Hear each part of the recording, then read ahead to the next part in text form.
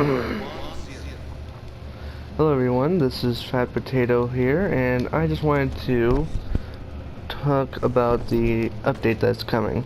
It should be coming around the time that I upload this video, which I'm not sure if it'll come at like 12:59, 1 a.m., 2 a.m. or anything like that, but what I do know is that it's got some very interesting things with it. Now, because I'm on PlayStation, I can't show you the Newswire of what they posted. Hold on. I can't show you the Newswire of what they posted, but I can leave a link, or at least, yeah, I could put a link in the description for you guys to find it. So I've been thinking about it. I really have been. So the Newswire has said various different things, and it's going to drastically alter GTA Online for some time. There is this one that's really angered people, but also given a lot of people relief, is that with Heist, there will be a 48-minute cooldown. So, and that's not just for Cayo Perico, which at first it was only for Cayo Perico, at least what people thought, or at least what I thought. But no, it's for all heists. Every single heist has a 48-minute cooldown, so you can't do back-to-backs.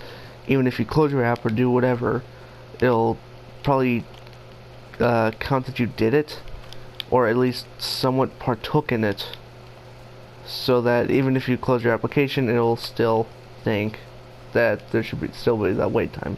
So I'm not sure how back-to-backs will work, especially, you know, considering how weird it might be. I guess the wait time is stupendous. Honestly, I'm just gonna be straight honest with you guys. But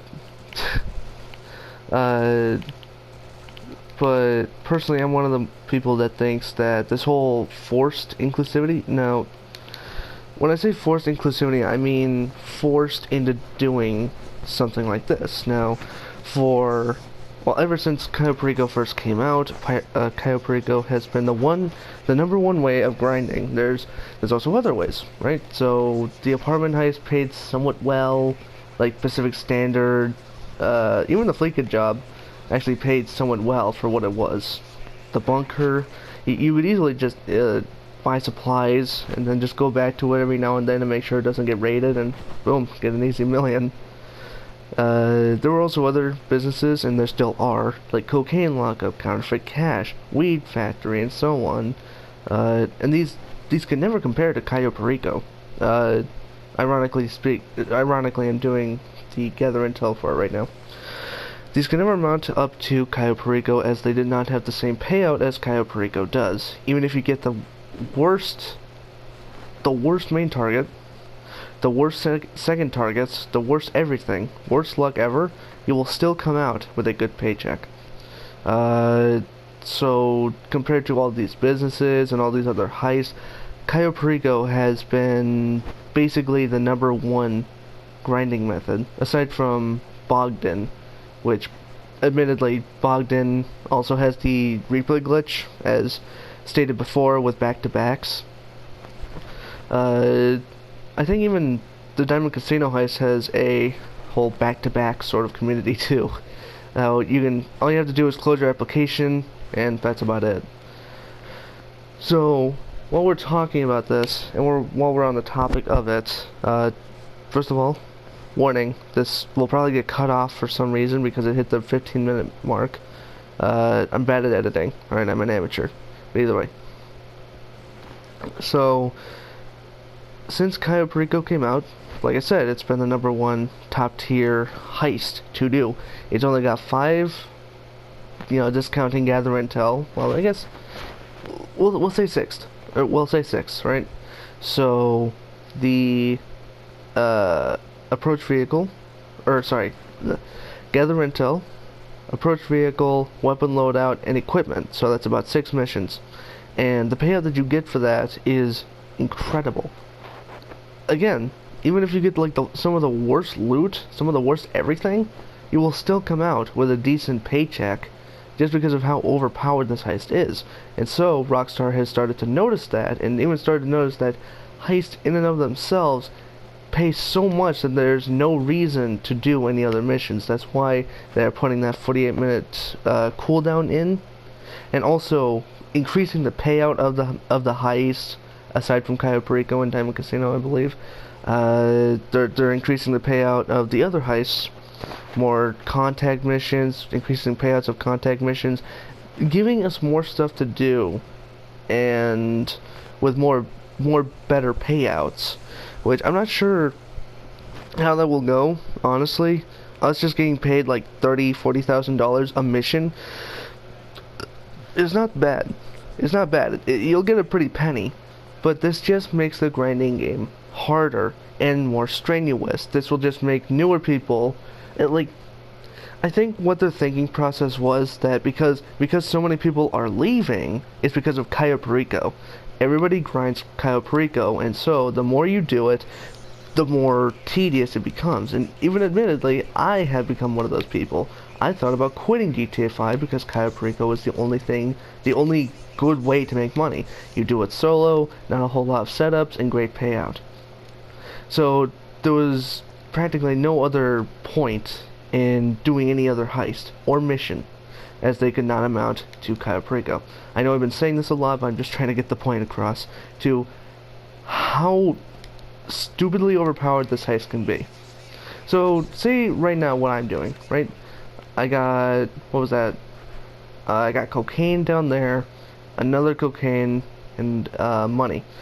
With just those two, I think, yeah, I could fill up one entire loot bag.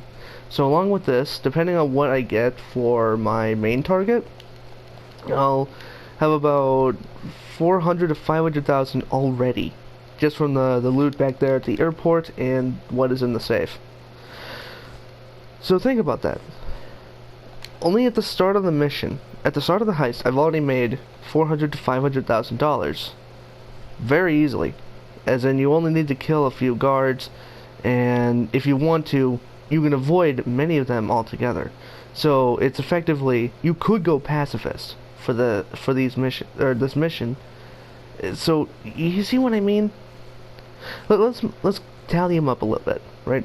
So it's an easy mission, great payout, very attractable, as in, like, you know, people get attracted to it very easily.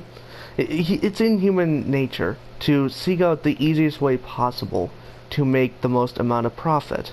You know, it's a capitalist indenture, you could say. So you could say that Cayo Perico has changed GTA 5 like incredibly. It really is incredible how strong this heist can be, I guess, or how strong it is and how effective it is at changing people's sort of perspective of the game. So ever since it came out, people started grinding it. Rockstar took notice and decided to nerf it by giving it that 48-minute waiting mark. Not just that, but also I believe the Newswire also said something about decreasing the rare things, like the good objects that you can get, like Panther statue, Pink Diamond. In fact, Pink Diamond is what I have on my other character's account, or other character's heist. So taking this in sorry, it's hard to multitask like this, I guess. So I'm just trying to understand. I guess the whole thing that I'm trying to understand is what Rockstar is thinking. I'm trying to put I'm trying to put myself into Rockstar's shoes. So I guess let's just say this. You started playing GTA 5 and you're new to it, right? You're level 1, you've got a measly pistol with like 42 rounds in it, $5,000. You don't know what to do.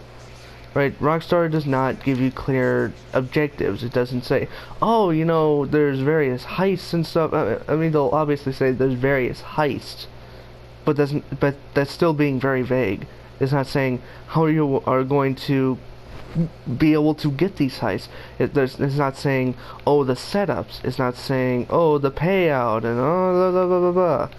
You know, it's not saying any of these. So you are lost. You're doing some contact missions. You're robbing stores. It's a good time.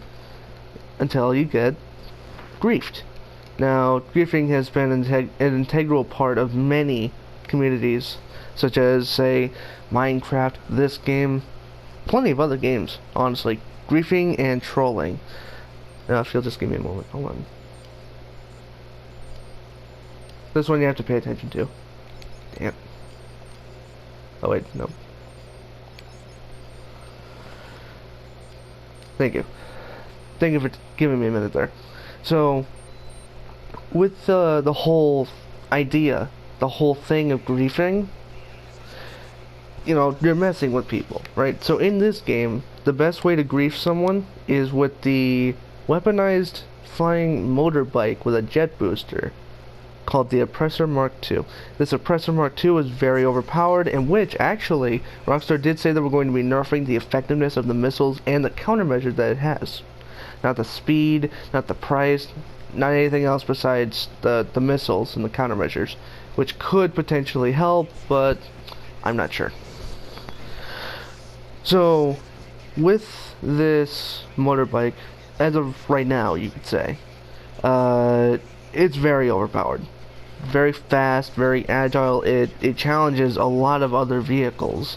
You know, the only other way to defeat it, per se, is to ride around in an armored vehicle. And starting out as a new player, you do not have these vehicles. You do not have any vehicles. You might have a little sedan or a very cheap sports car, but that's about it. So, how do you get money? Well, Rockstar has not told you. It hasn't said a single thing about how to make money, aside from doing contact missions. Oh, there's heists? Wow! A game called Grand Theft Auto 5 has heists! Whoa! Mind-boggling! So, these vehicles, and many other vehicles in this game, here, I'll even show you how expensive these cars are. So, take, here. Let's go into Legendary Motorsports, some of the most expensive cars. So, right as you come to the page, you are already greeted with, oh, a relatively cheap vehicle. It's $600,000, $800,000. It's kind of pricey. And then, oh, Western Reaver 1.9, Nagasaki Shinobi 2.4, Overflood Xeno 2.8. That's almost $3 million. That's almost $3 million. That's close to $2 million. That's just nearly $3 million. And the best thing about it is that it's a supercar that you can put armor and a missile lock-on jammer. That's the best thing about it. Otherwise, it's just another car. So with all these cars, I'll even slow down. All these cars. This one's actually $3 mil. $3.4 million. 2.3. 2.9. 3.4 up there. 3.5. 3.1. That's $600,000 for a little four-wheeler or something. 2.7, 2.1, 1.2, even $1 million is kind of hard to come across in this game, aside from this beautiful heist. So, what I'm trying to say is, ever since Cayo Perico came out, and ever since Rockstar started making vehicles very expensive, these two have intertwined so perfectly. It's really a perfect match. The best paying heist, the easiest heist, mixed with some of the most expensive vehicles you will ever see in a video game ever. You see what I'm saying? So, and the funny thing is, doing the solo, I'm probably only going to get like $1.3 million, which I would have to do this same heist. What would that be? What would that be? Almost 3 times. Just to get this top ranking car right here. $3.5 million. 3.4, 3.1, 2.9.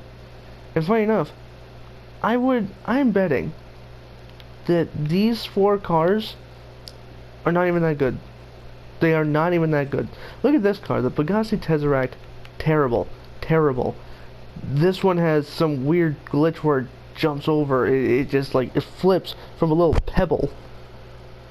This one's pretty good, but that price tag, that